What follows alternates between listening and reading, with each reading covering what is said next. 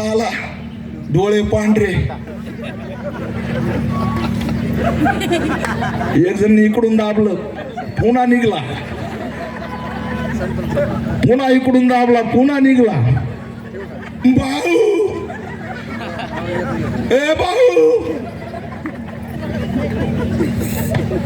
काय तिकिटासाठी त्याच्या आईला. बरं, नगर सेवक केलं तर काही कळायचं नाही. तो भाऊ म्हणायचा अंगठा मार, तुला काय करायचंय. हे डोळा दाबूस तर ते उघडलाच भाऊ माऊलीने. आणि थोड्या अर्ध्या तासाने दोन्ही डोळे नीट झाले आणि माझे भाऊलही चांगले. तवर तर आमची आई सगळ्या महाराष्ट्रात व्हायरल. भाऊ आईला काय ती. एक जण तर आला, पैसे हाना हाना की दिली झापड ठेवून. ते गेलं समजायला, 2 फटके खाऊन गेलं. ते कराडला बी शिव्या, त्या सावेला बी शिव्या. ते तर सभेला सुद्धा फिराना, पोलिसच आहेत त्यांच्याकडून. माणसाला सांगितलंय जा आणि पैसे वाटा बाबा, निवडून आलात तर आलात. आणि पुन्हा जर नाहीच काय जमलं तर मग हायची ईव्हीएम हॅकिंग. हे रडीचा डाव खेळणार आहेत. ही एवढी गर्दी जमली, आमचा उमेदवार निवडून येणार आहे आणि उद्या काही झालं तर समजायचं यांनी ईव्हीएम हॅक केलेलं आहे. फिरत नाहीत, प्रचार करत नाहीत, लोकांना घाबरते. विकासाच्या नावाने बोंबा मारल्या, विकास हरपलाय. मोदीजी एक जण म्हणला परवा दिवशी उठून, औरंगाबादचे मंदिर धोक्यात आहेत छत्रपती संभाजीनगरचे. म्हणजे काय, विकास पळाला की मंदिर आलं. केंद्रात सत्ता तुमची, राज्यात सत्ता तुमच्यावर, मंदिराला धोका कुठे. मंदिराला धोका नाही भाजपवाल्यांनो, आता तुमच्या कमळाला धोका, एवढं लक्षात ठेवा. मंदिराला धोका नाही, मंदिर आहेत तिथं ठीक आहेत, पण मंदिर मंदिर मंदिर करू करू या ठिकाणी दिशाभूल करायचं काम चाललं. आया बहिणींनो, तुम्ही मोठ्या संख्येने उपस्थित आहात. तुमच्या प्रश्नाची जाणीव मला आहे. राजनगर मी शब्द देतो, जर हे राजनगर तुम्हाला उद्या वाचवायचं असेल, लक्षात ठेवा. मुंबईमध्ये एसआरए, पुण्यामध्ये एसआरए आलंय, हेच तुम्हाला पैसे का वाटतायत. उद्या हे राजनगर सुद्धा बिल्डरच्या घशात जाईल. हे राजनगर उद्या बिल्डरच्या घशात जाईल. अर्धी जागा बिल्डर घेईल आणि अर्धी जागा तुम्हाला देते ना, म्हणते ना आम्ही बांधून देतो. आज हे तुमचं घर हक्काचं आहे, त्याला 5 फूट अंगण आहे. पण उद्या जर एसआरए आली, हे सरकार आलं, ही जागा बिल्डरच्या ताब्यात गेली तर तुम्हाला फक्त 250-300 स्क्वेअर फूटचा फ्लॅट भेटल. तिथं मुंबईत हा फ्लॅट भेटला, आपले लोक राहायला गेले. हो, त्यांची अवस्था जनावरांसारखी झालीये. जनावराला कोटा जसा असतो तसं त्यांना बांधलंय. आणि ज्या वेळेस त्या बिल्डिंगला आग लागली 1 वर्षापूर्वी, तर त्यांना बाहेर सुद्धा पडता आलं नाही. 50 लोक जळून मेले. ते आपले होते, कारण हे बिल्डरने आपल्या जागा घशात घातल्या होत्या. तुम्हाला पैसा का देत आहेत? तुम्हाला वाटतंय लय निवडणूक निवडून येण्यासाठी नाही. उद्या तुमचं राजनगर गिळायचंय, उद्या तुमच्या जमिनी गिळायच्यात, उद्या तुमच्या जमिनी बिल्डरच्या घशात घालायच्यात. आणि तुम्हाला जे काही 100-200 कोटी रुपये घातलेत, त्या बिल्डर कडून पैसे घ्यायचेत, म्हणून तुम्हाला पैसे वाटले जात आहेत. एवढं लक्षात ठेवा, दुसरं काही नाही. त्याच्यामुळे हे खोट आहे, त्यांचे भांडणं खोटे आहेत. यांच्याकडे नैतिकता नाही आहे लढायची. हे प्रामाणिकपणे लढू शकत नाहीत. लोकशाहीची हत्या करतात, बाबासाहेबांनी दिलेल्या अधिकाराची हत्या करतात. आमने सामने लढण्याची यांची हिंमत नाही, त्यांची ती लायकी नाही, कारण हे डरपोक आहेत, हे मी जाहीर करतो.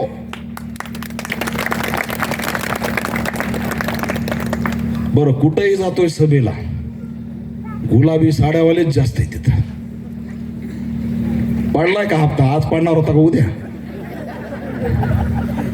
कुठं बी जा, त्यांना वाटतंय दादाची सभा आहे, लगेच टाकतील. पण आता ते 3 जण म्हणते, देवा भाऊ म्हणतोय माझी योजना आहे. त्यानंतर पुन्हा एकनाथ साहेब म्हणतात माझी योजना आहे, पुन्हा अजितदादा म्हणतात माझी योजना, आणि तिघं भांडायला लागलेत. तो कमळावाला परवा दिवशी बावनकुळे उठला आणि म्हणला अजितदादा नाटक करू नका, 70 कोटीचा घोटाळा आणखी जिवंत आहे, जेलमध्ये टाकू. आणि अजितदादा उठले आणि म्हणे हे सगळे भाजपवाले ईव्हीएम हॅकिंग करते. बघा, कमळाचा मुख्यमंत्री, अजितदादा उपमुख्यमंत्री वर बसलेत एकत्र, आणि खाली काय म्हणले अजितदादा की भाजपवाले कमळ त्या ठिकाणी ईव्हीएम हॅक करतात, आणि कमळवाले अजितदादाला काय म्हणले की 70 कोटीचा घोटाळा जिवंत आहे, तुम्हाला जेलमध्ये घातल्याशिवाय राहणार नाही. बरं, या दोघांचं चालू होतं, आम्हाला वाटलं या दोघांच चालू आहे. त्याच्यात मुंबईमध्ये एक भाजपचे लोक प्रचारात आले आणि घोषणा काय द्यायला लागले, 50 खोके एकदम ओके. अरे ते एकनाथ शिंदे साहेब तुमच्या सोबत आहेत ना, ते बाण आणि कमळ तुमची युती होती ना. आम्ही मानू शकतो बाबा, उद्धव ठाकरेच्या गटाने घोषणा दिल्या, काँग्रेसने घोषणा दिल्या, आम्ही घोषणा दिल्या. अरे पण हे तर कमळ तर तुमचंच होतं ना. कमळवाले म्हणते 50 खोके एकदम ओके. आता तुम्हाला सांगतो, असे भांडतील येते ग, कुठून भांडलं तरी मतदान मलाच पडलं पाहिजे, ही त्यांची नीती आहे. तुम्ही उद्या कमळावर नाराज झाले, घड्याळ मारणार, घड्याळावर नाराज झाले, बाण मारणार, आणि निवडणूक झाली की तिघं पुन्हा एक सोबत बसणार. नाही ते आम्ही मजाक मध्ये म्हणतो तर, आणि तुम्ही रागारागात मतदान केलं, होईल का नाही असं? त्याच्यामुळं लाडली बहीण जेवढ्या बसल्यात ना, तुम्हाला थंडी वाजत असेल पण मी हे सांगितल्यावर तुम्हाला गरम झाल्याशिवाय राहणार नाही. तुम्हाला जो पैसा येतो ना लाडली बहीण योजनेचा, त्या लेकरांच्या शिक्षणाचा पैसा आहे, शिष्यवृत्तीचा. जी बाबासाहेबांनी शिष्यवृत्ती दिली की आमचा समाज सामाजिक न्यायातून शिकेल. बाबासाहेबांनी सामाजिक न्यायाचं धोरण ठेवलं, आणि त्यातून जे रमाई घरकुल आम्हाला मिळतं ना, त्या घरकुलाचा हप्ता आहे हा. 5,000 कोटी रुपये घरकुलाचे, शिष्यवृत्तीचे, शिक्षणाचे, वसतिगृहाचे कुठं टाकलेत? लाडली बहीण योजनेत टाकलेत. उद्या एखादी जर तुमच्या बाजूची आली आणि वर नत करून चहा प्यायला लागली, माझा हप्ता आलाय बाया, तर तिला सांगायचं, बाई तुझा हप्ता जो आलाय ना, ते माझ्या बापाने माझ्या लेकराच्या शिक्षणासाठी ठेवलेला पैसा होता ग. पाहिजे तुम्हाला हा पैसा? शिक्षणाचा पैसा पाहिजे का तुम्हाला? पाहिजे का सांगा ना. घरकुलाचा पैसा पाहिजे का तुम्हाला? आणि मग या अजित पवारच्या घड्याळीला मतदान करून कसं चालेल? अजित पवारनी 5,000 कोटी रुपये आमच्या हक्काचे लाडली बहीणला पाठवले आणि निवडणूक जिंकायला मोकळे झाले. आमचे संजय शिरसाट सामाजिक न्याय विभागाचे मंत्री, ते पालकमंत्री, ते उठले म्हणजे आमच्या या अजितदादांनी आमचे पैसे पळवले, आमच्या समाजाचा पैसा इकडे वळवला. 2 मिनिटात त्यांच्या हॉटेलची इन्क्वायरी लावली. त्या दिवशीपासून संजय शिरसाट गप गेले. 5,000 कोटी आपले. आणि आमचे घर गावाकडे मला फोन येतो, दीपक भाई आमचं घर पडलं हो. अरे कसं काय पडलं? भाई माझा घरकुलाला नंबर लागला. मग काय झालं? नंबर लावल्यावर मी घर पाडलं, पाया खणला, पायावर आणला आणि त्याचा फोटो इंजिनियरला पाठवला. इंजिनियर म्हणतोय बजेट नाही. आज वर्ष झालं तरी त्याचं घर बांधलं जात नाही. मी इंजिनियरला तावताव फोन केला, तिथल्या ग्रामसेवकला फोन केला, तिथल्या बीडीओला फोन केला, तिथल्या तलाठीला फोन केला, तिथल्या तहसीलदारला फोन केला. अरे हरामखोरांनो, आमचं घर तिथं पाडलंय, तुम्ही घरकुल देणार होते, काय झालं? त्यावेळेस मला त्यांनी सांगितलं, भाई लय जोरात ओढू नका, तुमचा घरकुलाचा निधी लाडली बहीणला गेलाय, आमच्याकडे बजेट नाही. पाहिजे तुम्हाला लाडली बहीण? आणि काय येतं या लाडली बहीण मध्ये? 3 किलो तरी येतं का आपलं? येतंय का? त्याच्यात बी नाळ्या आणायच्या म्हणल्यावर वेगळं वांद. आणि ते नसलं तर गुडघे चालायचे नाही. काय येतंय त्याच्यात? निदान महिनाभराचं आलं तेवढं दिलं असतं तरी मान्य केलं असतं. काय नाहीये, तुम्हाला फसवलं जात आहे. आया बहिणींनो, मी इथं बसलो, तुमच्या गळ्यातले काही लक्ष बघितलं तुमच्याकडं. आमच्या ताई सुद्धा इथं आहेत. घरी गेलात ना, माता रमाईचा फोटो तुम्ही भिंतीवर लावलेला किती जणांनी लावला? हात वर करा. सगळ्यांनी लावला. फक्त तो फोटो आहे ना, घरी गेल्या गेल्या फोटो काढायचा, घरातल्या टेबलवर ठेवायचा, टेबल नसेल तर मांडीवर ठेवायचा, आणि तो फोटो घेऊन त्या रमाईच्या डोळ्यात बघायचं.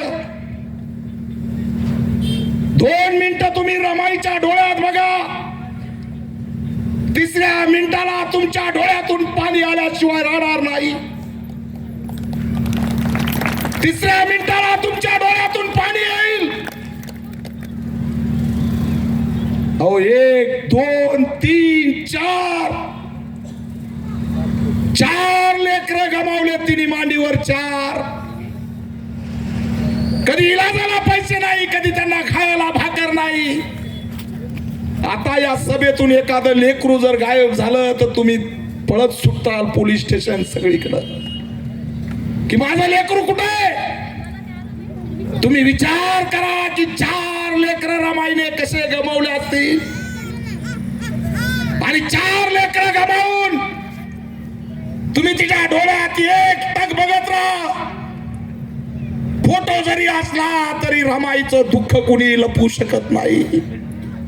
शेवटी तिला भाकर सुद्धा मिळाली नाही पोटाला. तिचे आताडे रिकामे राहिले, आणि आताडे रिकामे राहिल्यामुळे तिला टीबी झाला.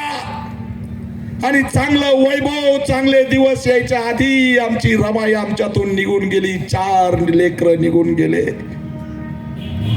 हे कुणासाठी केलं? तुमच्यासाठी. ती एक महासूर्य घडवत होती उपाशी राहून. एक लेकरू मारून ती एक महासूर्य घडवत होती, आणि त्या महासूर्याने तुम्हाला मताचा अधिकार दिला. म्हणून हे सगळे आज तुमच्या पुढे झुकतायत. आम्ही विकणार मतदान? बोला ना, जोरात बोला आई, जोरात बोला, जोरात बोला. आणखी अर्धे बोला ना तर घ्यायचं ठरलंय वाटतं. हे काही सांगतंय म्हणून आलेले तर घ्या, नका घेऊ. हात सुद्धा नका लावू. तुम्हीच होतात आयांनो, तुम्हीच होतात लेकराला सांगणाऱ्या. मी सुद्धा एका गावातून काम करण्यासाठी इथं आलो. त्यावेळेस माझा बाप माझ्या आई जवळ आले, रडायला लागले. माझ्या डोक्यावरून हात फिरवला की दूर देशी चाललास, फक्त चोरी करू नको, लबाडी करू नको, कष्टाने कमव, एवढं सांगितलं होतं. आम्ही का घ्यायचे पैसे? आम्ही रमाईचा त्याग विसरायचा का? बाबासाहेबांचा संघर्ष विसरायचा का? बाबासाहेबाला माहित होतं की माझ्या नंतर या समाजाचा वाली कुणी होऊ शकत नाही. मी जेवढा शिकलोय तेवढा कुणी शिकू शकत नाही. मग माझ्या पाठीमाग माझ्या समाजाचं काय? तर त्यांनी संविधान आणि मताचा अधिकार दिला, आणि बाबासाहेब आपल्याला त्याच्यात दिसत राहतात. तरी आम्ही मताचा अधिकार विकणार? आमच्याकडे सगळं जिगर आहे, प्यांतर आहे. 17 वर्ष लढलो, राख रांगोळी केली, पण त्या ठिकाणी नामांतर लढ्यातून डॉक्टर बाबासाहेब आंबेडकरांचं नाव आणि कमान उभा केलं. एवढं जिगर आणि आक्रमक प्यांतर म्हणून आमची ओळख आहे. सगळे आमच्याकडे, कुणी आमचा डोळ्यात डोळे सुद्धा टाकू शकत नाही. लय तुरम काही चालले महाराष्ट्रातले, नीट करून आलोय, तिथं गेलो तरी पळून जातात. ही आमची ओळख आहे. सगळे आमच्याकडे, सगळे बुद्धी आहे, विचार आहे, पुस्तक आहे. 6 डिसेंबरला गेला, 1 जानेवारीला गेला, फोटो व्हायरल होतात. 12 15 पुस्तक डोक्यावर विकत घेऊन येणारी ही औलाद आहे. आकडा काढा म्हणलं तर 2 5 200 कोटीचे पुस्तक आम्ही घेतलेत. काय नाही आपल्याकडे, सगळे. आपल्याकडे पैसा नाही. पैसा नसल्यामुळं हे जिंकतात आणि पैसा आपल्याला विकत घेतो म्हणून आपण हारतो. आपला रेट लावला जातो आणि वोट विकत घेतलं जातं. हा रेटचा फॉर्म्युला बंद केला तर वोटचा विजय झाल्याशिवाय राहणार नाही आणि क्रांती आल्याशिवाय राहणार नाही.